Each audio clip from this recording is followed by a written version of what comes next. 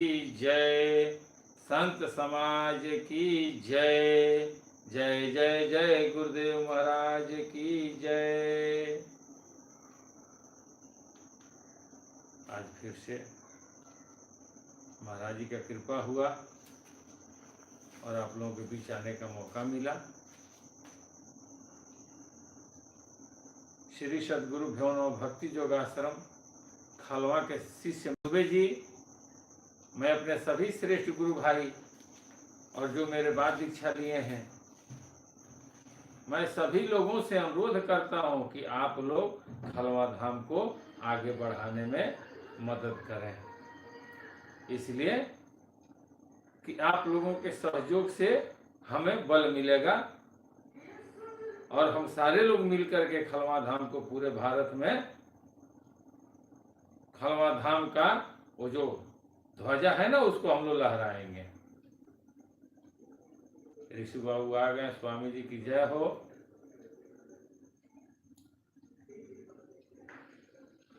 चलिए अच्छा है। कंचना जी भी आ गई, स्वामी जी की जय हो। अब हम लोग सर्वप्रथम अपने माता पिता और उसके बाद महाराज जी का वंदना कर लें और फिर सत्संग को आगे बढ़ाया जाएगा। हाथ जोड़ लें। तमेव माता च पिता तमेव, तमेव बंधु च सखा तमेव, तमेव विद्या द्रविणं तमेव, तमेव सर्वं मम देव देव।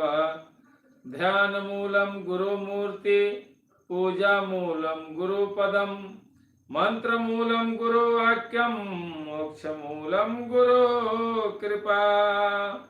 प्रेम से बोलिए स्वामी जी महाराज की जय, खलवा धाम की जय, संत समाज की जय। जय जय जय गुरुदेव महाराज की जय। जय। अमित बाबू भी आ गए, स्वामी जी की जय हो। बरजेश बाबू भी आ गए। चलिए स्वामी जी की जय हो। धीरे धीरे सारे लोग आ जाएंगे। सबके अंदर कुछ न कुछ कार्य है।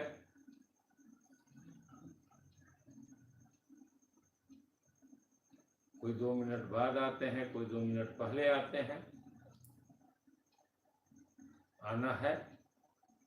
जिनको हाजिरी लगाना है, महाराज जी अपने गुरु में, अपने पितृ में जिनको आस्था है, अपने इष्ट पर जिनको आस्था है, वो कहीं भी सत्संग में जाएंगे, सुनेंगे और वो समय निकालते हैं। ये जरूरी है समय।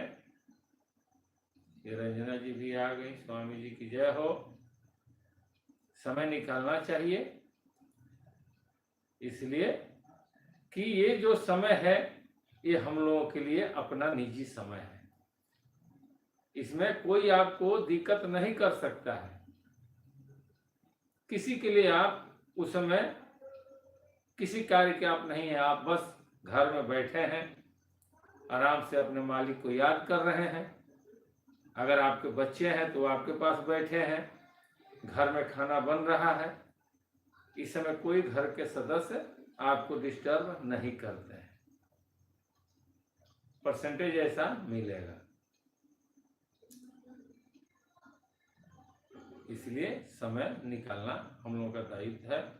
अपने गुरु, अपने इष्ट, अपने माता पिता के लिए जरूरी चीज है। कल हम लोग थे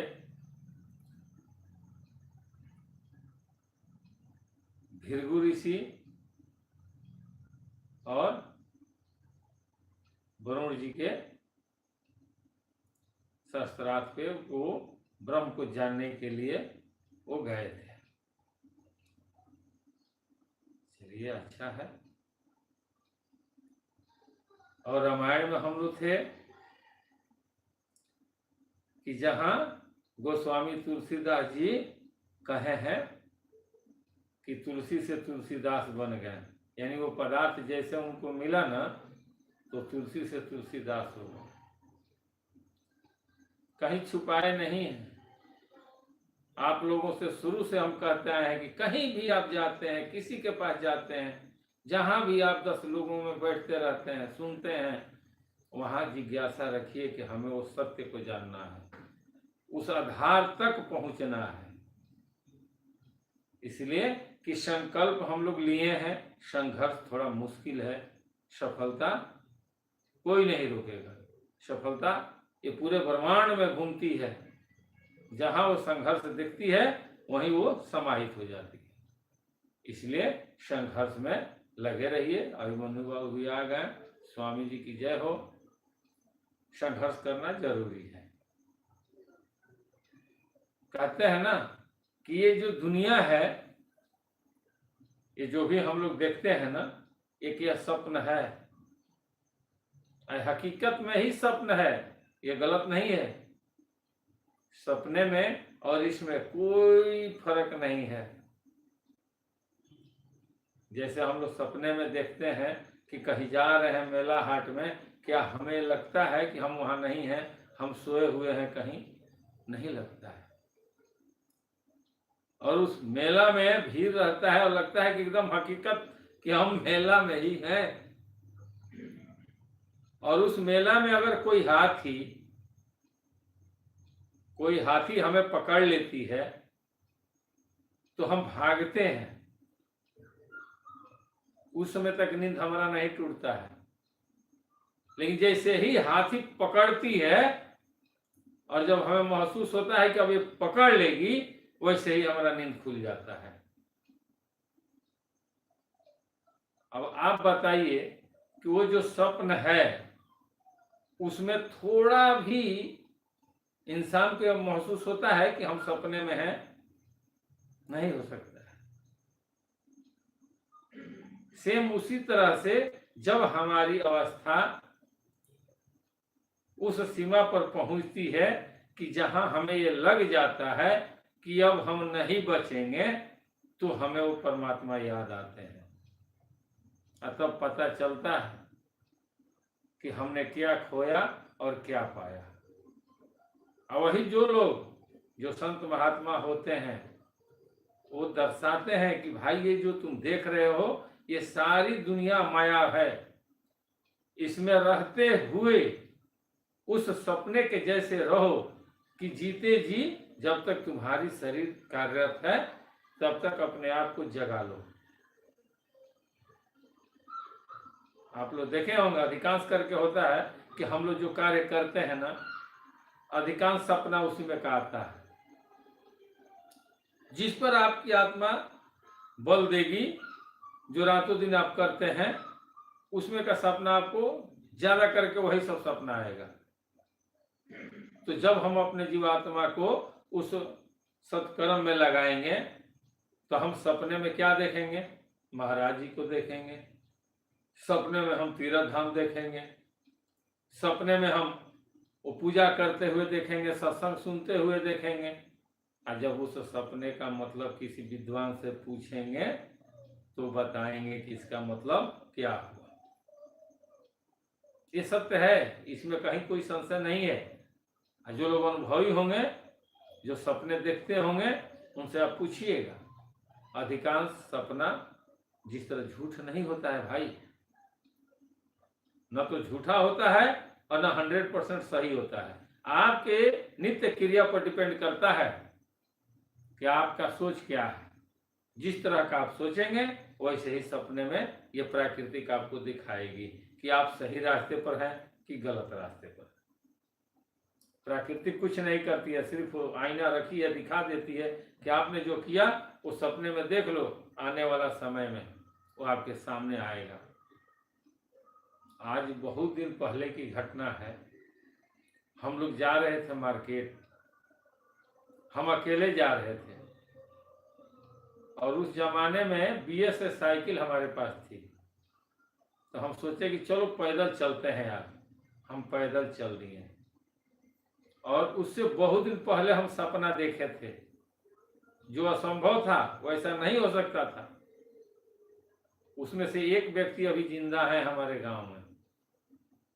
तो उस समय अभी गाड़ी चली थी HD, उस समय 2 सिलेंडर की गाड़ी, 2 सिलेंडर की एचडी गाड़ी थी, और वो बोकारो से लेकर आए थे। हमारे गांव के यादव जी थे जिनका नाम था भरत चौधरी। वो बेचारे एचडी गाड़ी लेकर आए थे। कोयलरी में लोग रहते थे, पैसे वाले थे, और जो हमको इस लाइन में प्रवेश किए वो थे उनके साथ। और ये दोनों आदमी उधर से घर से जा रहे थे मार्केट। रास्ते में हम मिल गए। जब हम मिले तो लोग हमको देखे, तो उस ग्रुप में हम भी रहते थे। उन लोगों ने अपना बाइक रोक दिया, एचडी गाड़ी रोक दिया, और बोले कि काम कीजिए, चलना है मार्केट। हम कहे मार्केट तो चलना है, तो आप बैठिए। हम बोले कि हम साइकिल नहीं लिए, हम चलिए इसी से चलेंगे।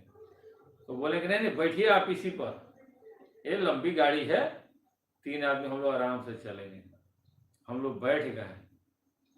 बैठ करके हम लोग जो हमारे मार्केट में रास्ता जाता है, तो आगे जा करके रोहित बाबू भी आ गए, स्वामी जी की जय हो। और जो सीधा रास्ता है, वो सीधा रास्ता न जाके वो बाएं घूम गए, वो बलुआड़ के रास्ते से। आप लोग जानते होंगे देहात में बालू निकलता है ना, जो बलुआड़ होता है, उस रास्ते से वो घुमा दिए। हम बोले कि इधर से कैसे, तो चलिए नहीं, इधर से थोड़ा घूमते हुए जल्दी चलेंगे। हम बोले चलिए। जैसे ही हम लोग बलुआड़ में पहुंचे, वैसे ही गाड़ी पंचर हो गई। गाड़ी पंचर हो गई। अब जब गाड़ी पंचर हो गई तो उस समय तक हमको सपना याद नहीं आ रहा था, लेकिन जब उस गाड़ी को हम लोग 2 आदमी ठेलने लगे, बड़ी गाड़ी थी, बुलेट से भी भारी गाड़ी वो थी उस समय, एचडी गाड़ी। तो हम लोग दोनों आदमी जब ठेलते थे ना, तो उस पीरियड में हमें वो सपना याद आया। हमने कहा कि हे प्रभु, ये सपना तो हम बहुत पहले देखे थे, आज से बहुत पहले, और आज ये सपना देख रहे हैं, पूरा हो रहा है। मैंने विचार किया, मैंने उनसे पूछा, वैकुंठ जी ये कैसे हो गया? ये सपने में हम देखे थे कि हम गाड़ी ठेल रहे हैं और आप भी साथ में ठेल रहे हैं, और भरत जी बाइक पकड़े हैं। तो उन्होंने कहा कि मालिक की कृपा। तो प्राकृतिक कहने का तात्पर्य क्या है कि प्राकृतिक आपसे धोखा नहीं करती है, परमात्मा आपके साथ कभी धोखा नहीं करते हैं, वो संकेत देते हैं। और समझना और नहीं समझना आपके ऊपर डिपेंड करता है। किसी का भी अगर कुछ होना है, किसी भी व्यक्ति का कुछ क्षति होता है, तो पहले संकेत मिल जाता है। ऐसा नहीं है कि एक बैग धड़ाम से हो जाएगा, नहीं होगा। कुछ ना कुछ संकेत पहले मिलेगा। अगर कहा है ना कि हिले रोजी बहाने मोगर, वो बहाना एक हो जाता है कि आपकी मृत्यु इससे होगी, लेकिन उसके पहले आपको संकेत प्राकृतिक दिखा देती है।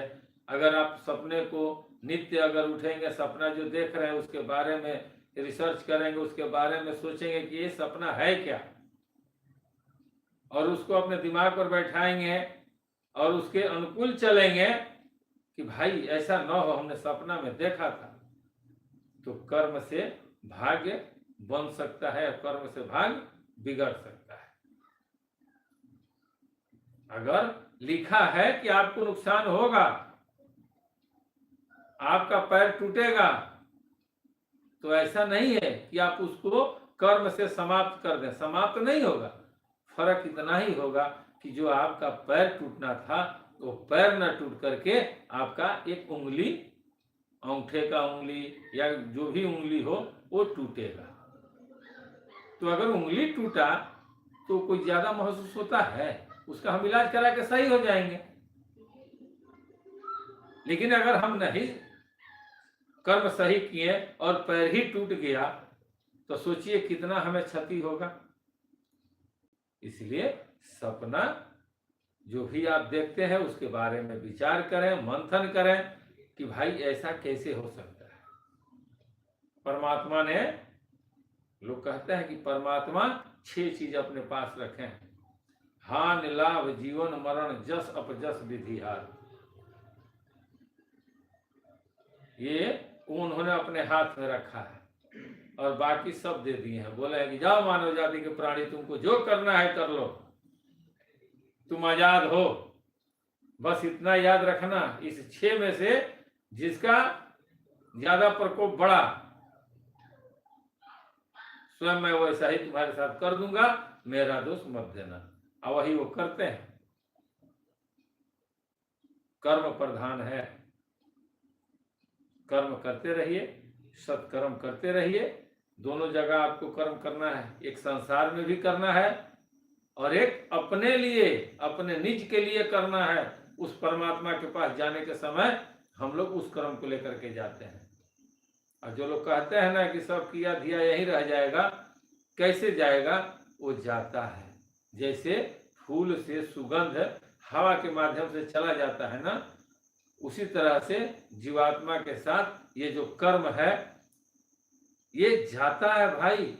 ये पांचों तत्व तो इसको लेकर के जाते हैं कि भाई चलो वहां, तुम्हारा कर्म वहां दिखेगा। कर्म जरूरी चीज है। कर्म जो नहीं करते हैं समझ लीजिए कि उनका कहीं कल्याण नहीं है।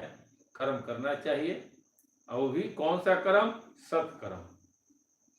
सत्कर्म यानी हम अपने जीवात्मा के लिए कुछ करेंगे, शरीर के लिए नहीं करेंगे। शरीर के लिए तो समाज में हम कर रहे हैं, रोजी रोजगार, रिश्तेदारी, बिजनेस सब कुछ किए हैं।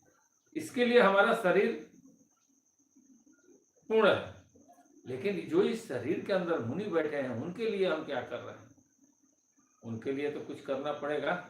उनके लिए ये सत्कर्म है।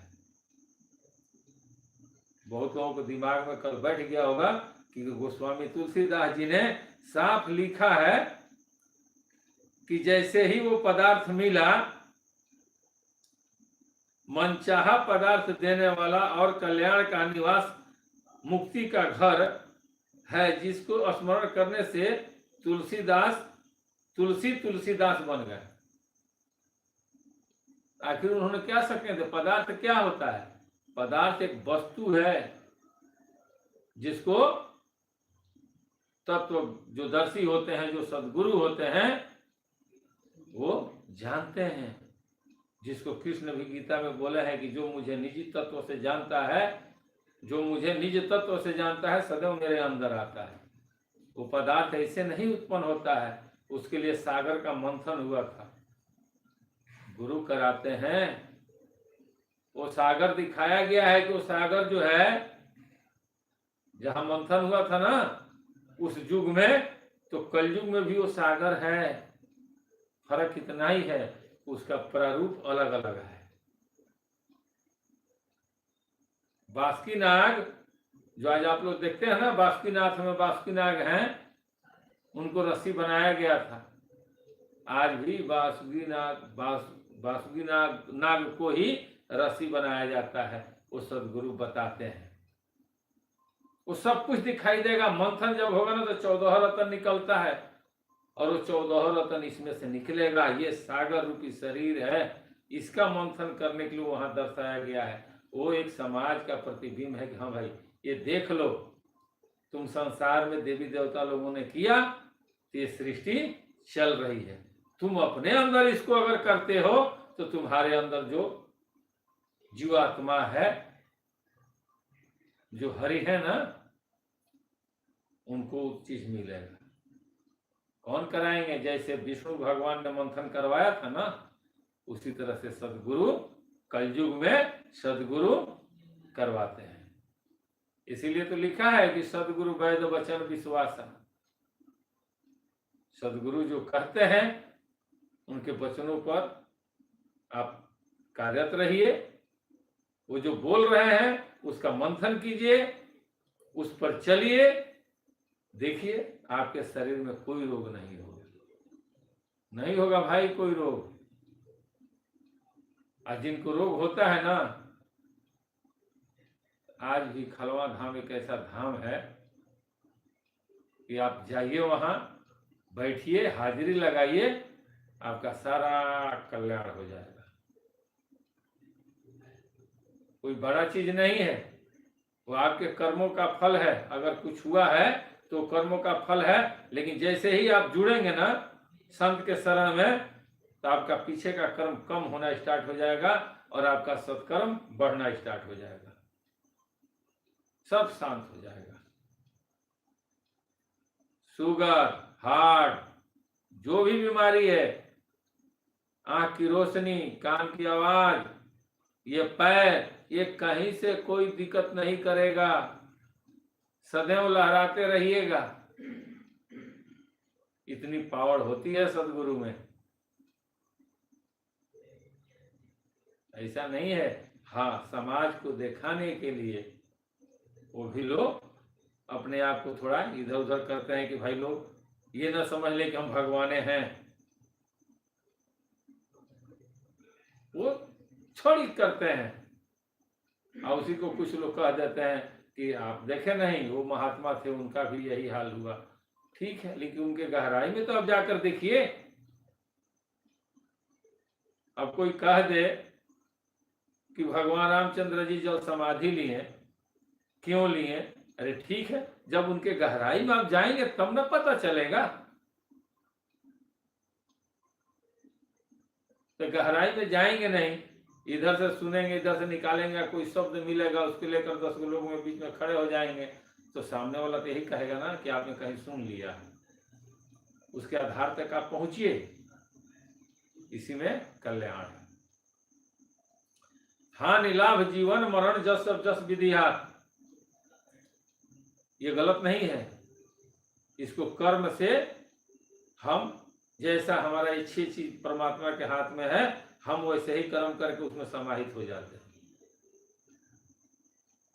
प्राकृतिक आपको नहीं रोकती है, वो सीधे बोलते हैं कि आप जो करो मैं तुम्हारे साथ हूं। कृष्ण बोले हैं कि आपको जो करना है अर्जुन करो, मैं आपके साथ हूं, मैं साक्षी हूं, बस युद्ध करना है नहीं करना है ये आप देख लो, लेकिन अगर करोगे तो परिणाम क्या होगा ये तुम्हें नहीं पता है और हम तुम्हें बता नहीं सकते हैं, इसलिए कि हम तो तुम्हारे साथ हैं, साथी बन के हैं। मैं सिर्फ देखूंगा कि हाँ तूने क्या किया, बस सही मार्ग दर्शाऊंगा कि ऐसा मत करो, इसका भी परिणाम गलत होगा। और उन्होंने 18 दिन समझाया है और वो समझे हैं।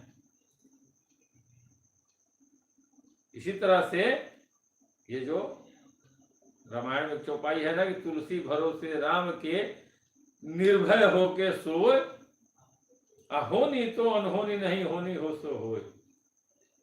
तो तुलसी भरोसे राम के, अपने आप को आप तुलसी बना लीजिए। तुलसी का जो पेड़ होता है ना,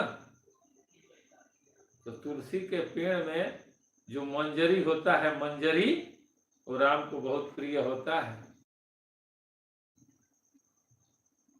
ये गलत नहीं है, ये हकीकत है। जिस तरह तुलसी के पेड़ में मंजरी होता है, उसी तरह से वह मंजरी राम को प्रिय है। तो तुलसी भरोसे राम के, यानी किस राम के? वो स्वयं जो रमण करने वाले थे उन पर वो आश्रित थे कि तुलसी भरोसे राम के निर्भय होके सोए। उनको कोई भय नहीं लगता था।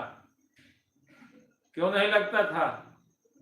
इसलिए कि वो जान गए थे कि जिससे हम डर रहे हैं, ये संसार डरती है, वह एक स्वप्न है, वो सपना देख रही है और हम जागते हुए उस ब्रह्म में जाना चाहते हैं। हमारा कर्म अलग है, संसार का कर्म अलग है। इसलिए वो अपने राम को जान गए थे और निश्चिंत थे। तो तुलसी भरोसे राम के निर्भय होके सोए, होनी तो अनहोनी नहीं होनी हो सो हो। तो होनी क्या है? होनी यह है कि ब्रह्म जो परमात्मा है वो हम लोगों को यहाँ भेजे हैं सत्कर्म करने के लिए, अपने अंदर ऊर्जा तैयार करके अपने जीवात्मा को वहां तक पहुंचाने के लिए। यही होनी था, वहां से हम लोग चले थे कि ये होनी है, लेकिन यहाँ आकर के हम लोग भटक गए। तो जब भटक गए तब तो भाई अनहोनी तो होगा ही। लेकिन होने कुछ और था। एक दृष्टांत याद आ गया, बहुत पहले की बात है। एक संत महात्मा थे, वो घूमते घूमते घूमते घूमते गए गांव में, बैठे थे। बैठने के बाद उन्होंने देखा कि भाई चलो हमको एक जगह मिल जाए। तो गांव के बाहरी एक जंगल था, जो होता है ना मुजवान उजवान होता है गांव में, उसी मुजवान में जाकर वो अपना बैठ गए, धोई रमा लिए। 2-4 दिन बीता, उन्होंने अध्ययन किया, ध्यान में लिया, विदेह हुए। विदेह का मतलब समझते हैं ना, कि शरीर में से आत्मा निकाले हो। जैसे ही शरीर से आत्मा निकाले तो उन्होंने देख क्या रहे हैं कि कल सुबह यहाँ पर भूकंप आएगा।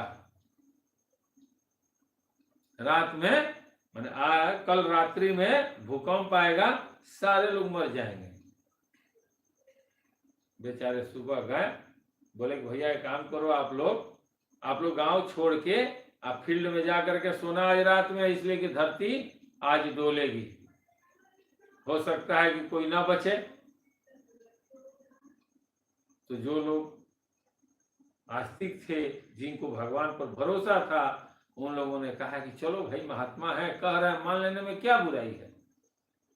और जो लोग नास्तिक थे, जो कहते थे कि भगवान मतलब कुछ नहीं, सब झूठा है भाई, ये सब ठगेरुआ है, अपना ठगता है 10 गो रुपया के लालच में।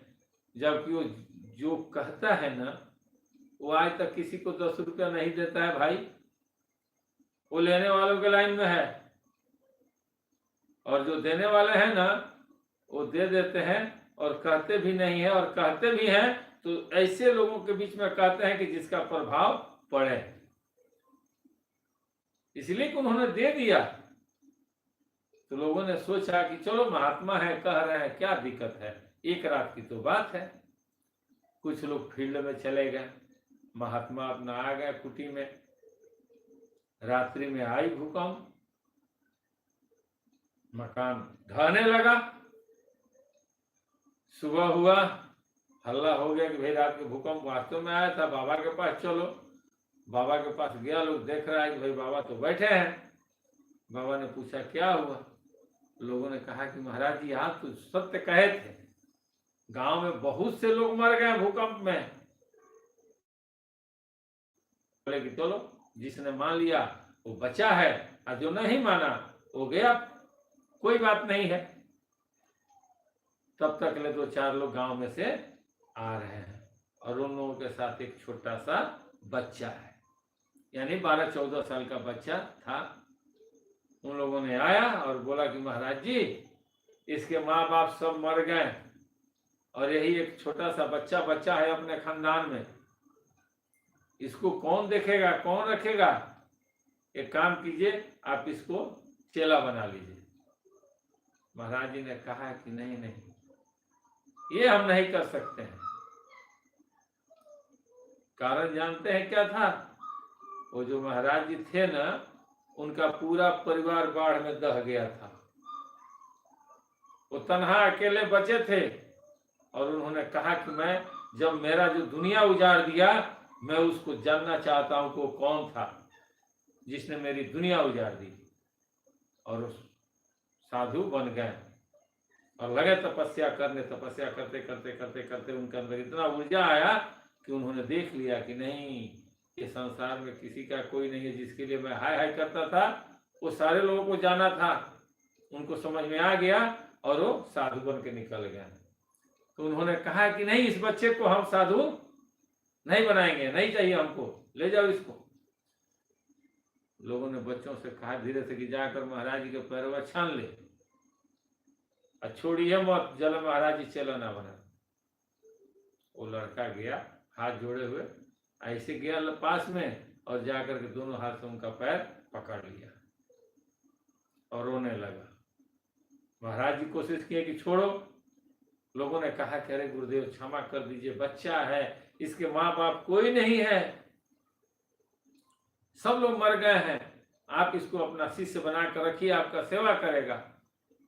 और बच्चा पैर छोड़ नहीं रहा था। महाराज जी ने सोचा कि चलो क्या करेंगे, परमात्मा को यही मंजूर है। महाराज जी ने कहा कि ठीक है, मेरा पैर छोड़ दो, मेरा पैर छोड़ो, मैं तुझे शिष्य बनाऊंगा। लोगों ने कहा कि छोड़ दो फलाना, पैर छोड़ो। महाराज जी जब कह दिए तो ये ब्रह्मा का रेख है। बच्चा ने पैर छोड़ा। महाराज जी ने कहा कि ठीक है, आप लोग जाइए, अब बच्चा यहीं रहेगा, सेवा करेगा। बच्चा सेवा करने लगा, लोग चले गए। एक दिन बीता, 2 दिन बीता, 3 दिन बीता। चौथे दिन महाराज जी ने सोचा कि देखते हैं, ये बच्चा अभी नया नया हमारे साथ जुड़ा है, इसका भविष्य क्या है, कहीं ऐसा तो नहीं कि ये भी हमारे परिवार की जैसा छोड़कर चला जाएगा।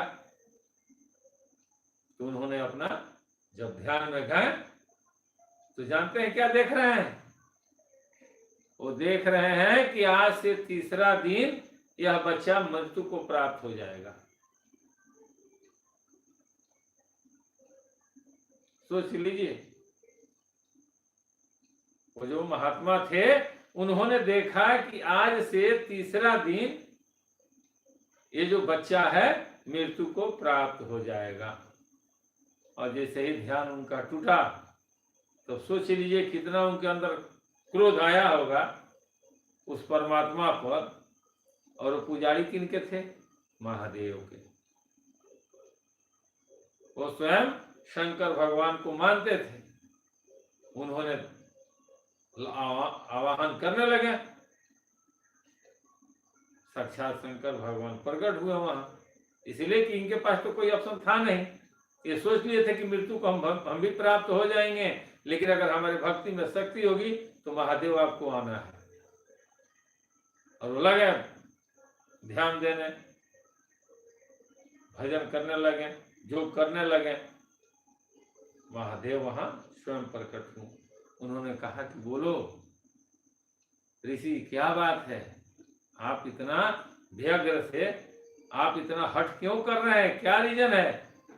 उन्होंने कहा कि प्रभु, मेरी सारी दुनिया आपने ले ली, मैंने कुछ नहीं बोला, इसलिए कि मुझे ज्ञान हो गया। लेकिन आज यह बच्चा मेरे पास आया है और मेरे मन में आया कि जब भूकंप में ये बच गया तो इसको कुछ आयु होगी, लेकिन इसकी मृत्यु भी 3 दिन ही दिखा रहा है। 3 दिन के बाद इसकी मृत्यु तीसरा दिन हो जाएगी। इसीलिए मैं और बेचैन हूं कि ये क्यों हो रहा है मेरे साथ। महादेव बोले कि भैया ये तो बहुत बड़ी समस्या है। बोले कि नहीं गुरुदेव, कुछ कीजिए, आपको करना है, मैं नहीं जानता हूं, मैं सिर्फ आपको जानता हूं कि आप हमारे गुरु हैं, आपको मैं गुरु मानता हूं, आप इसको संभालिए। महादेव ने कहा कि चलो देखते हैं, इस सब के तो कर्ता धर्ता पूरे सृष्टि के विष्णु भगवान हैं, चलते हैं विष्णु भगवान के पास। चलिए, आगे आगे शंकर भगवान, पीछे पीछे साधु और उनके पीछे वो बालक, ये तीनों लोग चल दिए। दूसरे दिन उन्होंने पहुंचा विष्णु भगवान के पास। विष्णु भगवान ने देखा कि ये कैसे हो गया भाई, यहाँ पे ये मानव कैसे, 2 मानव कैसे पहुंच गए? तो जो शंकर भगवान को कहीं आने जाने से नहीं रोकते हैं लोग, तो उनके जब गेटवा खुलेगा तो उसी गेटवा में भी लोग प्रवेश करेंगे। अधिकांश आप लोग देखे होंगे कि जब कहीं कोई गाड़ी निकलती है ना, कोई नेता होता का, तो उसके पीछे 1-2 गाड़ी और भी निकल जाती है। और जब तक लोग सोचते हैं कि बैरियर गिराए तब तक वो भी गाड़ी निकल गई है। और वहां तो महादेव के साथ वो थे दोनों, महात्मा जी और वो शिष्य। जब विष्णु भगवान के दरबार में गए तो विष्णु भगवान देखे हम भोलेनाथ को, उन्होंने कहा कि क्या बात है महादेव, आप और यहाँ? उन्होंने कहा कि सरकार क्षमा कीजिएगा, ये मेरे प्रिय भक्त हैं और इनका शिष्य है ये बालक, और इसकी मृत्यु कल ही लिखी है। अब इसको बचाना आपका दायित्व है, और नहीं तो आप जानबे करते हैं कि हमारा शिष्य जब रोएगा तो हमसे बर्दाश्त नहीं होगा। विष्णु भगवान को थोड़ा 2 मिनट उन्होंने रुका सोचे कि हो सकता है कोई ठीक नहीं और भंगी आदमी है, ये पूरा क्षीर सागर में पूरा तहस नहस कर देंगे। उन्होंने कहा कि अरे महादेव, मैं इसमें कुछ नहीं कर सकता हूँ, ये तो ब्रह्मा का लेख है कि भाई ब्रह्मा जी ने भविष्य लिखा, जैसे वो लिखे होंगे वैसे होगा, वही सृष्टि की रचना करते हैं और उन्हीं के आदेश पर सब काम होता है। शंकर भगवान ने कहा कि तब देर किस, विलंब किस कारण, चलिए चलते हैं ब्रह्मा जी के पास। विष्णु भगवान ने कहा कि ठीक है चलते हैं, थोड़ा रुक जाइए, ये संभाल लेने दीजिए, सबको करोड़ के हम निकल चलते रहे, कल ना है इसकी मृत्यु। उन्होंने कहा कि हाँ तो चलिए बिंदास रहिए, अब जब आप यहाँ तक ये बच्चा आ गया है तो इसको कौन मारेगा, कोई नहीं मारेगा, आप निश्चिंत रहे। ये सुनंदा जी भी आ गए, स्वामी जी की जय हो। तीसरे दिन आगे आगे विष्णु भगवान, उनके पीछे शंकर भगवान, उनके पीछे महात्मा जी, उनके पीछे वह बालक, चल दिए लोग। जब ब्रह्मा जी के दरबार में पहुंचे हैं विष्णु भगवान, तो भाई वहां तो तलवार ऐसे भाला लगा रहता था, भाला हटा, जैसे भाला हटा आगे विष्णु भगवान, महादेव जी, तो कोई भला तो सटाएगा नहीं, इसलिए कि दो दो महारथी निकल गए थे, ये भी लोग दोनों आदमी उसमें निकल गए। जब चार लोगों को ब्रह्मा जी देखे हैं तो चिंतित हो गए हैं कि भाई आप लोग यहाँ कैसे, और मनुष्य रूप में ये व्यक्ति यहाँ कैसे आ गया। विष्णु भगवान ने कहा कि हे गुरुदेव क्षमा कीजिए, एकदम अकस्मात आपातकालीन स्थिति आ गया है। तो क्या हुआ है? अतः महादेव के भक्त महात्मा जी हैं और महात्मा जी का शिष्य है, इसका मृत्यु आज ही है, जल्दी इसको काटिए आप। ब्रह्मा जी बोले कि अरे भाई इसमें घबराने की क्या बात है, इसमें घबराने की क्या बात है, कट जाएगा। ब्रह्मा जी बोले कि कट जाएगा, कोई बात नहीं है, देखते हैं। जब ब्रह्मा जी ने अपने जो होते हैं लोग ना, उनसे बोले कि भाई देखो क्या है इसका। उन्होंने कहा कि सरकार आपने जब लिखा, और वो पेपर जो डायरी होता है ना, वो जमराज के पास चला जाता है, वो यहाँ नहीं रहता है। ब्रह्मा जी बोले कि अरे ये कैसे होगा? तो हाँ जमराज लेकर चले जाते हैं, उनका ड्यूटी है। ये बात जब बाबा भोलेनाथ ने सुना तो उनका चेहरा थोड़ा टेम्परेचर में आया, और जब इनका चेहरा टेम्परेचर में आया तो विष्णु भगवान का और थोड़ा ये हुआ कि भाई ये देखने का विवाद हो जाएगा यहाँ। विष्णु भगवान हस्तक्षेप किए, चूंकि पालन करते थे। उन्होंने कहा कि हे गुरुदेव आप कोई विकल्प निकालिए। तो ब्रह्मा जी ने कहा कि काम कीजिए, अब तो समय भी नहीं है, चलिए जल्दी। अब ये पांचों लोग वहां से अब चले हैं पूरा स्पीड में कि भाई जमराज को चल के कहा जाए कि भाई आज ही इसकी मृत्यु है, रोक दो। ये लोग दौड़े, चारों लोग एकदम व्यग्र में जा रहे हैं। तो कहीं जाने आने में टाइम लगता है ना, ऐसा नहीं है कि चमत्कार वही होती है जहां उसका काट न हो। चमत्कार वही हो सकता है कि जहां उसका काट न हो, नहीं तो अगर काट वाला वहां खड़ा है ना तो चमत्कार फेल हो जाएगा। तो वहां सारे लोग वही थे, महारथी थे, तो वहां तो कुछ दिखाना नहीं कि टप दे यहाँ टप दे वहां, वहां तो जाना था साथ में। वो लोग पहुंचे, अब इधर सूर्यास्त होने वाला था, दिन खत्म होने वाला था। ब्रह्मा जी जैसे जमराज के दरवाजे पर पहुंचे हैं, आवाज देना स्टार्ट किए। जमराज जमराज चिल्ला रहे हैं, आगे आगे ब्रह्मा जी दौड़े, पीछे पीछे विष्णु भगवान जा रहे हैं कि भाई अब टाइम है नहीं, इस बच्चे को बचाना है। उनके पीछे शंकर भगवान निकले, उनके पीछे वो महात्मा जी निकले, और उनके पीछे बालक था। जैसे ही बालक आया है गेट पे निकलने के लिए, और जैसे ही चौकट समझते हैं ना दरवाजा, जैसे ही दरवाजा पर एक लात भीतर और एक लात बाहर था, वैसे ही दरवाजा टूट के उस बच्चे के ऊपर गिर गया और बच्चा वहीं मृत्यु को प्राप्त हो गया। जैसे ही बच्चा मृत्यु को प्राप्त हुआ तो जो महात्मा थे उन्होंने देखा तो उनके अंदर अकस्मात क्रोध हो गया। और जब उनका क्रोध बाबा भोलेनाथ ने देखा तो उनका टेम्परेचर और हाई हो गया।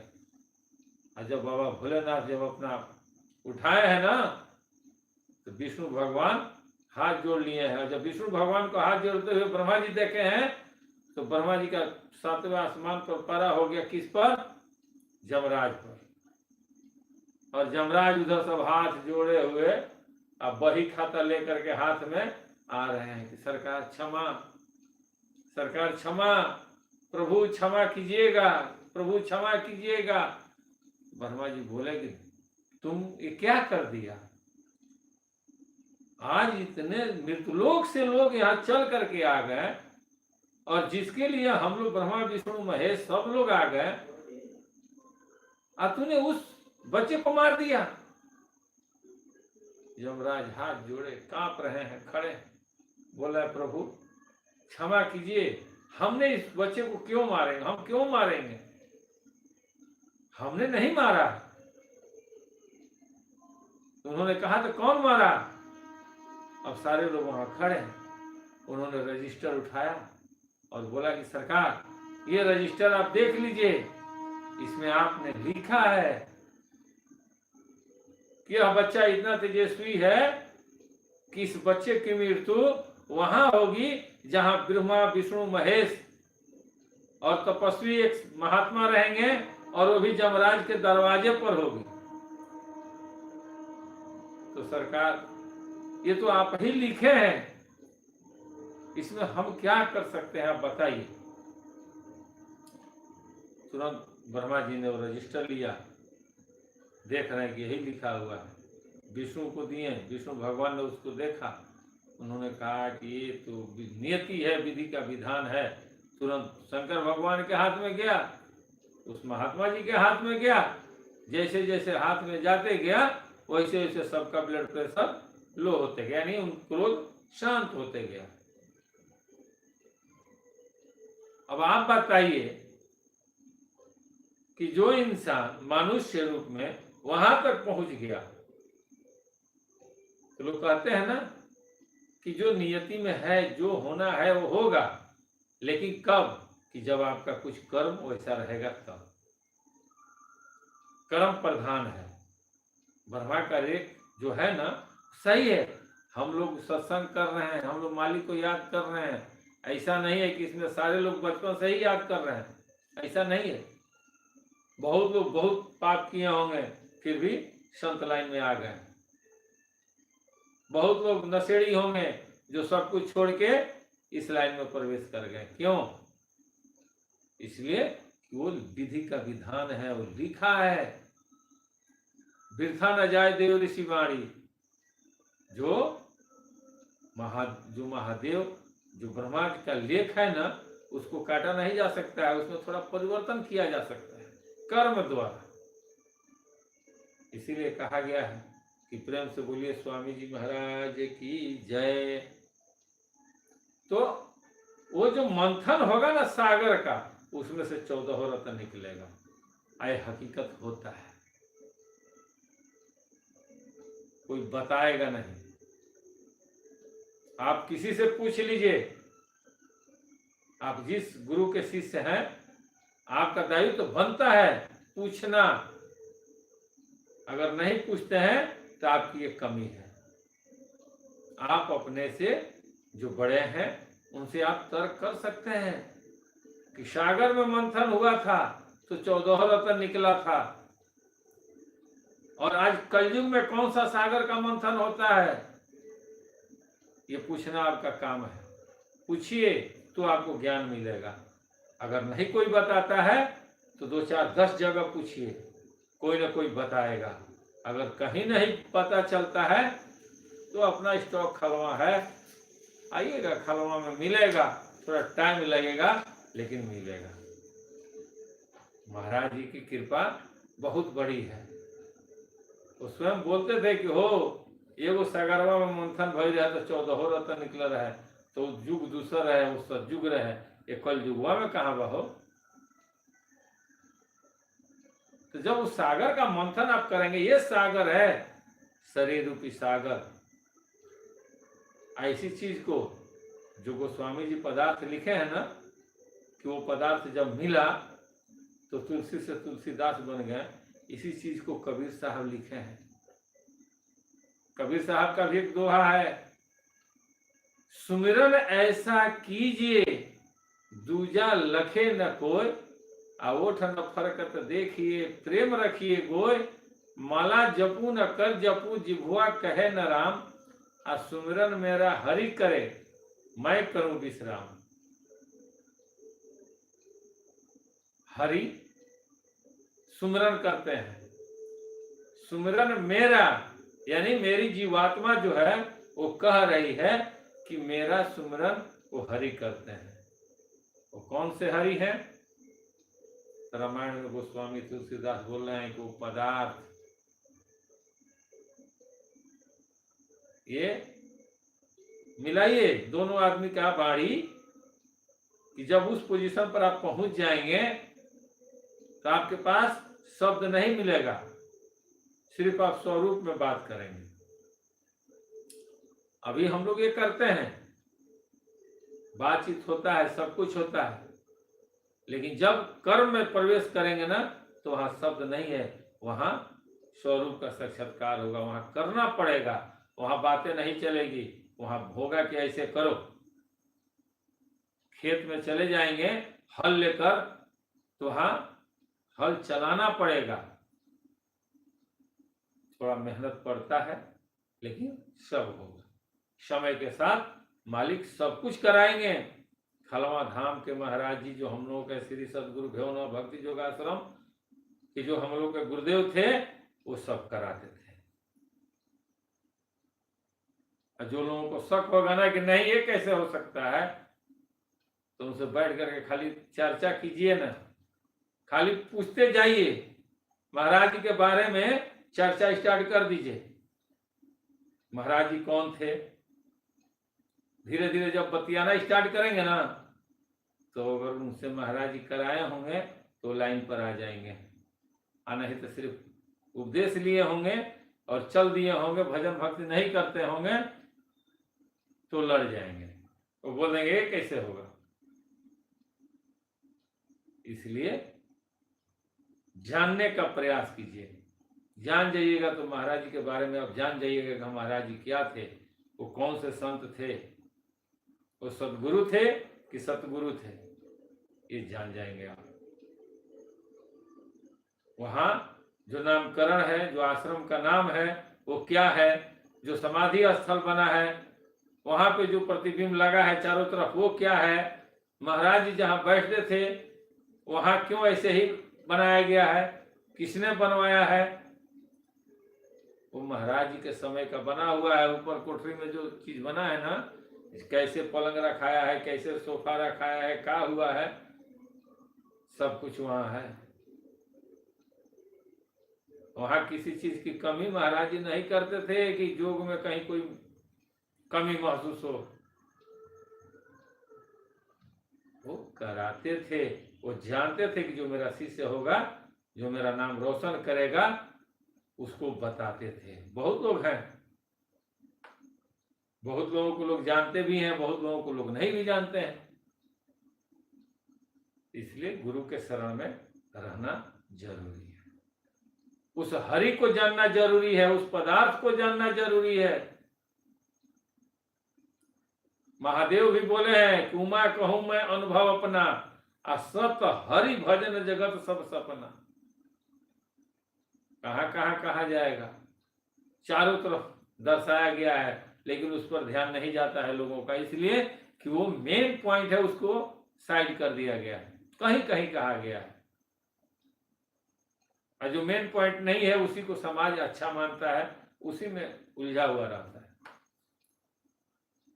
आप लोग बताइए कि हनुमान जी के ऐसे ऐसे भक्त हैं भारत में कि लोग आज भी कहते हैं कि हाँ भाई वास्तव में भक्त हैं। तो हनुमान चालीसा में लिखा है कि ये 7 बार पाठ कर जोई, आ छूट ही बंदी महासुख होई।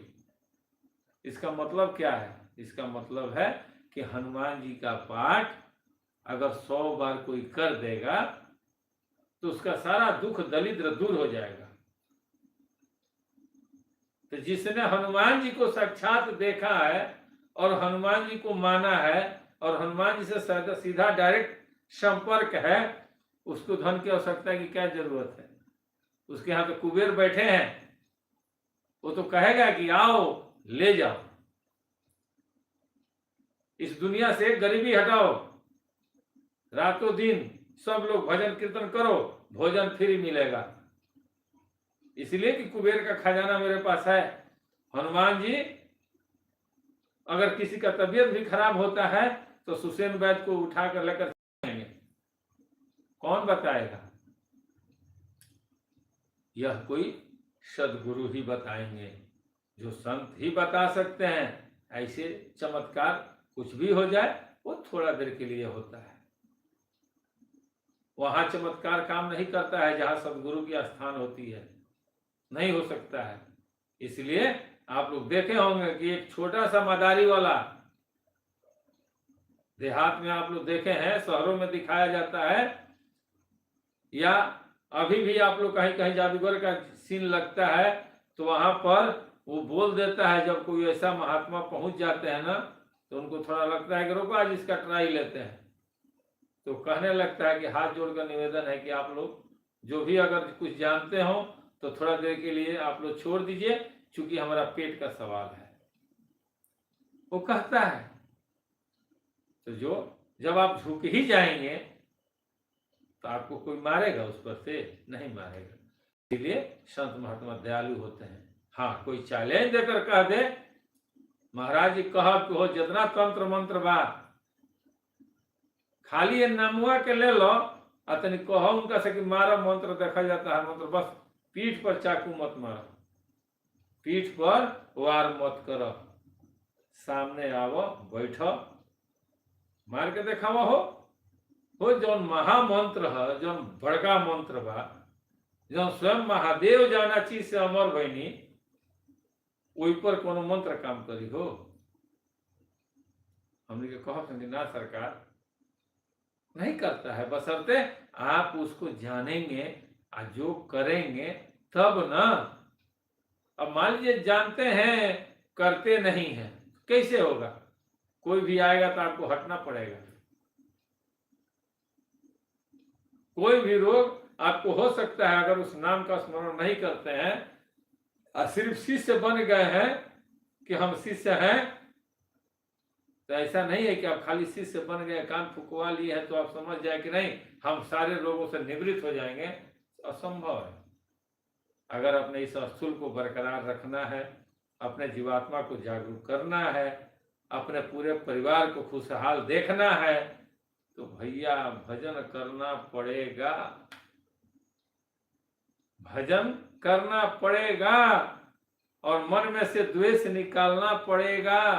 अगर किसी के प्रति आपका नफरत है तो उस नफरत को हटाना पड़ेगा। आज नहीं आप हटाएंगे तो जब जो अपने आप जब हट जाएगा ना तो उस समय आप किसी लायक भी नहीं रहेंगे। इसलिए कि जब तक ताकत है तभी तक आपके अंदर क्रोध काम सब कुछ है। जहां ताकत समाप्त हुआ कि तो आप क्रोध भी आपके अंदर नहीं रहेगा, आप तो अधीन हो जाएंगे। तो उस पीरियड में क्या होगा? अब पछताए हो तो क्या, जब चिड़िया चुग गई खेत। इसलिए अभी भी वक्त है कि मन से द्वेष निकालिए और अंदर से उस परमात्मा को याद कीजिए। खलवा धाम बहुत बड़ा पावर है। बहुत से लोग सोचते हैं कि चलो महाराज जी अब नहीं है, हम चलते हैं दूसरे जगह। जाकर देखिए वहां भी नहीं मिलेगा। नहीं मिलेगा भाई, नहीं मिलेगा तो नहीं मिलेगा, इसलिए कि वहां है ही नहीं है। अगर है तो आप पूछिए कि तब हमें बताइए वो चीज, कराइए वो चीज। तो अगर उनके पास है तो कराएंगे, बैठाएंगे, बोलेंगे रहो यहां करो, उनको खुशी होगी। आप स्वयं में देखना स्टार्ट करेंगे, कल्पना में नहीं देखेंगे। इसलिए कि तुलसीदास जी ने कल्पना में नहीं कहा, इन्होंने साफ साफ कह दिया है कि जब वो पदार्थ मिला तो मुझे ज्ञान हो गया, मैं तुलसीदास बन गया। उमा जो महादेव थे, उन्होंने सिर्फ शब्द नहीं सुना था, उन्होंने स्वरूप को देखा था। इसका जीता जागता मिसाल है सागर का मंथन। मंथन हुआ था, मंथन से 14 रत्न निकला था। वो रत्न वस्तु था, वो पदार्थ था। ये नहीं बताएगा कोई, ये वही बताएंगे जो सदगुरु होंगे, जो संत होंगे, जो अपने आप को तपाए होंगे, जो 24 घंटा में 15 घंटा 16 घंटा अदृश्य रहते होंगे, वही बताएंगे जिनके अंदर बैठने की क्षमता होगी, जो अपने इंद्रियों को अपने बस में कर किए होंगे, वही बता सकते हैं। अर्थात दूसरा नहीं बताएगा। वो ऐसे ऐसे करके भले कोई कह दे कि ऐसा है वैसा है, कोई बात नहीं है। टाइम हो गया आरती का, हम लोग आरती कर ले महाराज जी का, कल फिर से होगा। सारे लोग हाथ जोड़ लें और अपने पूरे परिवार को अपने में समाहित करें और मेरे साथ आरती स्टार्ट करें। ध्यान मूलम गुरु मूर्ति, पूजा मूलम गुरु पदम, मंत्र मूलम गुरु वाक्यम, मोक्ष मूलम गुरु कृपा। हरि ओम जय श्री जगतारण स्वामी, जप श्री जगतारण, कलि के कलुष विभंजन, भवताप निवारण। हरि ओम जय श्री जगतारण, तारण कारण आए जगत में, स्वामी संत रूप धर लीना। हो मोरे स्वामी संत रूप धर लीना, करी कृपा मुझ पति तन पर, हठ दर्शन दीना। हो मोरे स्वामी हठ दर्शन दीना, रूप अनुपमा छवि धारे, जन को मन मोहे। हो मोरे स्वामी जन को मन मोहे, दरस करत अधनाशय, वर्ण सके अस को। हरि ओम जय श्री जगतारण, मधुर वचन संशय सब नासत, नाम अमलोक दीना। हो मोरे स्वामी नाम अमलोक दीना, जीवन मुक्ति लखो प्रभु, निज शरणन कर लीना। हरि ओम जय श्री जगतारण, कोटिन कर्म हरत एक क्षण में, जो कोई सन्मुख आवे। हो मोरे स्वामी जो कोई सन्मुख आवे, ब्रह्मानंद मगन मन, अजर अमर पद पावे। हरि ओम जय श्री जगतारण, बिन सेवा जो द्रवे दीन पर, प्रभु सम को हितकारी। हो मोरे स्वामी प्रभु सम को हितकारी, तज प्रभुता निज जन की, करत सदा रखवारी। हरि ओम जय श्री जगतारण, मुनि अवतार सकल सुर माया, प्रभु आज्ञा सिरधारी। हो मोरे स्वामी प्रभु आज्ञा सिरधारी, पावन हुए पतित जग, आके शरण तुम्हारी। हरि ओम जय श्री जगतारण, नाना कर्म धर्म मति प्रगटे, संत भेष किए धारण। हो मोरे स्वामी संत भेष किए धारण, सो संशय सब नाश किए, जय हो अधम उदाहरण। हरि ओम जय श्री जगतारण, नाम तत्व और शब्द सनातन, गुरु जी को ही जाने। हो मोरे स्वामी गुरु जी को ही जाने, गुरु बिन और न दूजा हितकारी कहु मानो। हरि ओम जय श्री जगतारण, आरत हरण पतित पावन कहे, संत निगम धारे। हो मोरे स्वामी संत निगम धारे, असरण शरण दया निधि की हो महिमा धारी। हरि ओम जय श्री जगतारण, सगुण ब्रह्मानादि सनातन, श्री सदगुरु जी के। हो मोरे स्वामी श्री सदगुरु जी के, आरती करत पतितया रखऊ लाज निज मन के। हरिओम जय श्री जग तारन। हरिओम जप श्री जग तारण। स्वामी जप श्री जग तारन। कलि के कलुष विभाजन भवताप निवारण। हरिओम जय श्री जग तारन। तमेव माता च पिता तमेव। तमेव बंधो च सखा तमेव। तमेव विद्या द्रविणं तमेव। तमेव सर्वं मम देव देव। जयंती मंगला काली भद्र काली कपालिनी। दुर्गा क्षमा शिवा धात्री स्वाहा स्वधा नमस्तुते। सर्व मंगल मंगल्ये शिवे सर्वार्थ साधिके। शरणे त्र्यंबिके गौरी नारायणी नमस्तुते। प्रेम से बोलिए स्वामी जी महाराज की जय। खलवा धाम की जय। संत समाज की जय। माता रानी की जय। जय जय जय गुरुदेव महाराज की जय। जय। चलिए